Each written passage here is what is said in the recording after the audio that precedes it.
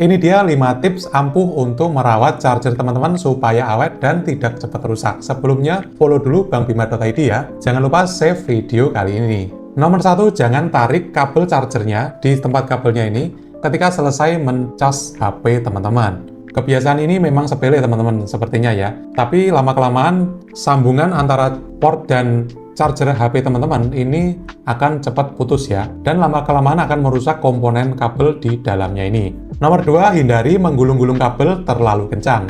Menggulung kabel terlalu rapat atau kencang bisa merusak kabel tembaga yang ada di dalam kabel charger teman-teman. Kalau teman-teman sering menggulung kabel dengan kencang maupun ditekuk-tekuk seperti itu, hal ini bisa membuat kabel tembaga di dalamnya itu putus maupun patah teman-teman ya. Jadi hindari kebiasaan nomor 2 ini.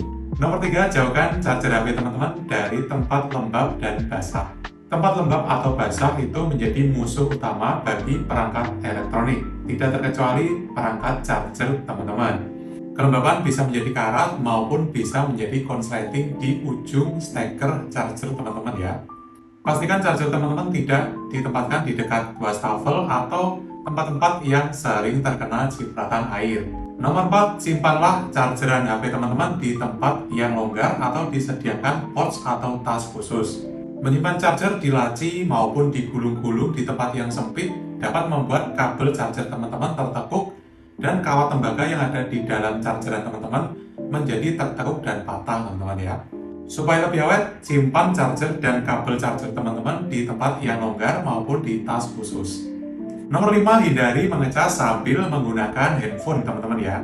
Mengecas sambil menggunakan HP dapat membuat chargeran teman-teman bekerja maksimal dan bisa mengakibatkan overheat pada perangkat charger teman-teman maupun pada perangkat handphone teman-teman. Charger HP dulu ya sampai penuh, baru nanti kemudian teman-teman bisa menggunakan HP dengan pemakaian yang normal. Jadi nggak usah dipakai ketika sedang dicas teman-teman, kecuali kondisi darurat ya. Itu dia sedikitnya 5 tips untuk menjaga charger HP teman-teman tetap awet dan bisa digunakan dalam jangka waktu yang lama. Kalau mau ada komentar, silakan komen di kolom komentar. Sampai jumpa di tips dan trik dari bangbima.id berikutnya.